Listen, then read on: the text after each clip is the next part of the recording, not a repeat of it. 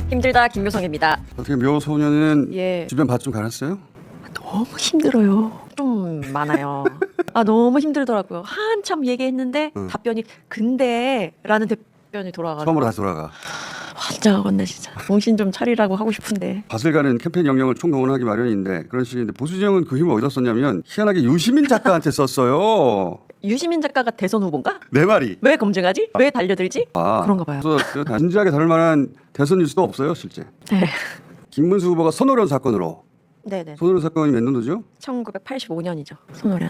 그 다음 해 끌려간 거는 86년. 네. 영장도 없이 어딘가로 끌려갑니다. 거여동 보안사 분실과 장안동의 대공 분실 철문 옆에 숨어 있다가 점심시간에 철문 열렸을 거 아니에요? 그때 철문 안으로 뛰어들어가서 김문수 어디냐고 김문수 이름을 외치면서 그 대공 분실 문들을 두드린 그 사람이 유시민 작가예요. 전두환 정권 하에서 아주 미친 짓이죠. 김문수를 위해서 그렇게까지 했던 사람이라고. 그리고 그 시절 그렇게 김문수 구매 활동을 설난영 씨하고 함께 했어요.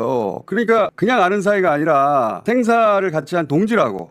김문수 씨는 92년 총선에서 민중당을 했죠. 봉천동 고개 올라가는 그 왼쪽에 대학 서점이라고 설란영 씨가 서점을 운영을 했어요. 집도 그 건물에 같이 있었는데 그 딸이 6살 뭐 그쯤 됐나? 근데 그때 제가 하지 말라고 민중당 해봐야 그거 안 된다고 끝내 그 조언을 거절하고 민중당을 하다 망했죠. 그리고 저는 이제 독일 유학 가서 있는데 저쪽 당에 가더라고. 와이스 대통령 인기 한참 좋을 때. 저는 뭐 그럴 수도 있지 뭐 라고 생각을 하고 가끔 통화도 하고 그랬어요. 국회의원이 됐는데 그 96년도 총선. 근데 김대중 뭐 오른팔을 이겨서 더 기쁘다 이렇게 인터뷰를 했더라고. 제가 이렇게 인터뷰를 하면 안 되지 해서 전화를 했어요. 그 비싼 국제 전화를. 저는 이제 애정이 있었기 때문에. 근데 설란영 씨가 전화를 받았어요. 그 저하고는 정말 전화를 그렇게 받을 수 있는 관계는 아니거든. 왜냐하면 그 남편이 보안사에 잡혀갔을 때 나하고 같이 밤낮으로 같이 다니면서 남편이 어디 갇혀 있는지 찾아냈고 법정에 매일 가서 메모해가지고 발언록 같은 거 전부 프린트해가지고 인권단체에 돌리고 시민사회에 돌리고 이거를 상당 기간 동안 같이 했었어요. 그러니까 농성도 많이 했고 밥도 같이 먹었고. 동지지 동지. 예. 한마디로. 그래서 그렇게 전화를 받으면 안 돼요. 네, 고맙습니다. 이런 거 있잖아요. 너무너무 사무적인, 의례적인 전화 응대였어요. 그래서 이거는 얘기하기 싫다는 뜻이구나. 누구 집 뻔히 알면서. 네, 전 독일에 있는 시민인데요. 그 관계를 쭉 알면서. 아는 정도가 아니지. 우리는 좀 숙식을 같이 하면서 정말 그러니까. 오랜 기간 설란영 씨하고 같이 활동을 했어요. 그래서 더 이상은 전화를 하면 안 되겠다. 너는 이제 필요 없어. 우리는 이미 성공했어. 이런 거 아니에요 말하자면. 약간 그런 느낌이어서. 재판 받고 하는 걸 세상에 알리는 투쟁 속보라는 걸 쓴 사람이 또 유시민 작가예요. 유시민 작가는 그러니까 두 사람과의 관계를 개인적으로 논평할 만한 경험도 자격도 정보도 다 있는 사람이에요. 김문수 설란영의 배신과 변절을 따져야 하는 에피소드인 겁니다. 그냥 노조하게 생겼습니까? 일반 사람들이 생각할 때 노조는 아주 과격하고 세고 못생기고 저는 반대되는 사람이거든요. 예쁘고 문학적이고 부드럽고. 설란영 씨는 저는 이해할 수 있어요. 왜 저러는지. 그러니까 유력한 정당의 대통령 후보 배우자가 다른 유력한 후보 배우자를 공개적으로 헐뜯는 이런 말을 하는 것은 저는 처음 봐요. 설란영 씨는 그때 구로 20단인가 있던 세진전자라는 그 전자부품회사 노동조합 위원장이었어요. 그리고 김문수 씨는 한일도르코 지금 금속연맹 산하의 거기 노조위원장을 했죠. 그러니까 김문수 씨가 학출 노동자, 대학생 출신 노동자로서 찐 노동자하고 혼인한 거예요. 그러면 그 관계가 어떨지 짐작하실 수 있죠. 김문수 씨는 너무 훌륭한 사람이에요. 설란영 씨가 생각하기에는. 나하고는 균형이 안 맞을 정도로 대단한 사람이에요. 원래부터. 그리고 그렇게 훌륭한 삶을 살았어요. 그런 남자와의 혼인을 통해서 내가 조금 더 고양되었고 그렇게 느낄 수 있겠죠. 자기 남편에 대해서 비판적으로 보기가 어려워요. 이런 조건에서. 그리고 자기 남편이 감옥 들락날락 하면서 그 뒷바라지 하러 다니고 뭐 구속자 가족으로서 투쟁하고 이렇게 험하게 살다가 국회의원 사모님이 됐죠. 남편을 더욱 우러러보겠죠. 경기도지사 사모님이 됐어요. 더더욱 우러러보겠죠. 그런데 이제 대통령 후보까지 됐어요. 그러니까 자기 남편에 대해서 비판적 거리를 유지하는 게 되게 어려워요. 그래서 이제 원래 본인이 감당할 수 없는 자리에 온 거예요. 이 유력한 정당의 대통령 후보 배우자라는 자리가 이 설란영 씨의 인생에서는 거기 갈 수 없는 자리예요. 그래서 이 사람이 지금 이렇게 발이 공중에 떠 있어요. 영부인이 될 수도 있는 거예요. 그러니까 제정신이 아니다 그런 뜻이죠. 그 소위 학출, 대학생 출신, 노동운동하는 사람과 그리고 노조원들 간의 결혼, 지금으로서는 이해하기 어려운데 그게 유행했던 때가 있어요. 그렇게 결혼한 관계가 실제 어땠고 그게 상대에게 어떤 영향을 주는지 직접 보고 듣고 겪은 바에 기초해서 관계가 그래야 한다가 아니라 관계가 그랬다고 해설하는 거예요.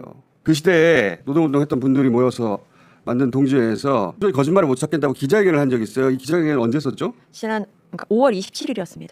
국회에서. 당시 설량영 씨가 절친이었다고 하는 한 명이 전 노조위원장이 하는 이야기 잠깐 들어봅시다. 제가 금속연맹 출신이기 때문에 김문수 씨 하는 일도 그렇고 하고 가깝게 지냈습니다.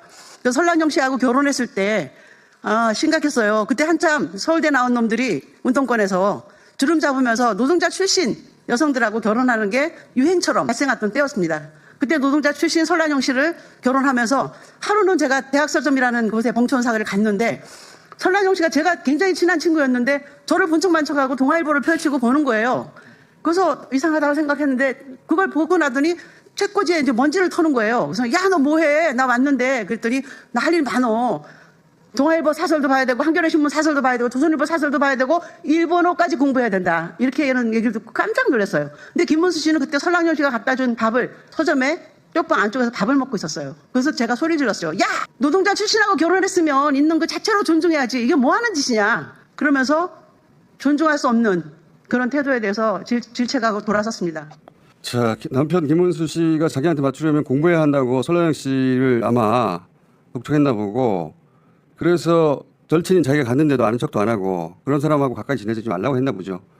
남편 김문수는 앉아서 따로 밥상을 받아 먹고 있길래 너 그럴 거면 왜 결혼했냐고 욕을 퍼붓고 왔다 이런 일화예요. 박영진 열사 예. 일숙인가 그때가 85년도.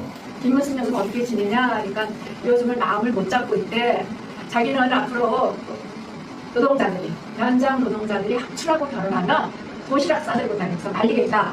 왜? 이유가 뭐냐 그러니까 김문수라는 그 사람이 자기를 아주 인격적으로 너무너무 모욕한다는 거지. 네가 인물이 잘났냐 학벌이냐 네가 키가 크냐 네 집안이 좋냐 그래가지고 1980년 5월에 금속연맹이 민주화투쟁을 할 때였습니다. 처음으로 산별노조 민주화운동할 때 김문수는 없었습니다. 80년 5월 16일 날 온갖 민주노조들이 전부 모여서 3박 4일 투쟁할 때도 김문수는 흔적도 없었습니다. 중요한 시기에 없었던 김문수. 근데 요새 보니까 너무 기가 막힌 게요. 설랑영 씨가 여성노동자회를 자기가 만들었대요. 이거는 왜곡입니다.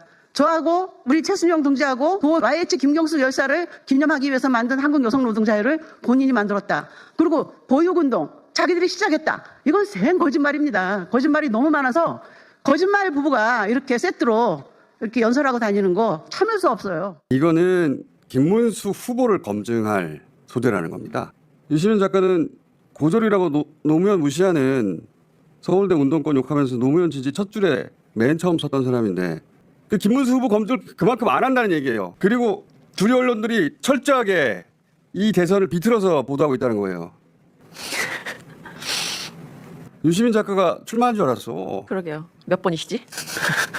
김민석 최고는 이준석 후보가 오늘 밤 혹은 내일 새벽 5시 이전이라도 사퇴할 수 있다고 계속 전망하시던데 1, 2%밖에 김문수 후보가 도움이 안 되거든요. 단연 리박 스쿨입니다. 리박이 뭐 약자입니까? 리는 이승만, 박은 박정희 이 둘을 추앙하면서 극우 역사관을 가르치는 곳입니다. 윤석열 공약 중에 초등학생 방과 후 늘봄학교라는 게 있었어요. 예산을 때려 먹었던.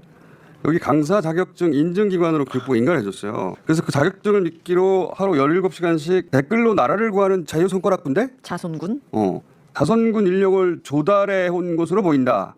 겉으로는 교육기관 행세를 하였으나 실제로는 댓글 공작 조직 아니냐라는 폭로를 했습니다. 아이디도 제공하고 댓글에 예시도 제공하고 덩어리가 엄청나게 큰 이슈예요. 네.